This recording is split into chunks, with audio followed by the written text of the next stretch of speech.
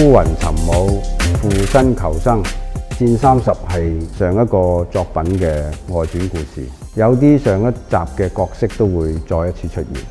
今次嘅故事係一段段咁集合而成，有一個新主角，係一個我自己都界定唔到佢係人定係鬼嘅角色。佢會係不斷去到唔同嘅家庭入面尋找家人，同時又為個個家庭帶嚟一啲不幸。故事圍繞緊嘅係靈魂同人物嘅精神狀態，每個人帶走嘅信息都唔一樣。依家畫到中段都有好多變化，而我亦都嘗試過好多方法，希望可以畫得比上次好。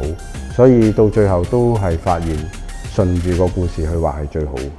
上一本13戰其實畫得好急，算係一個遺憾。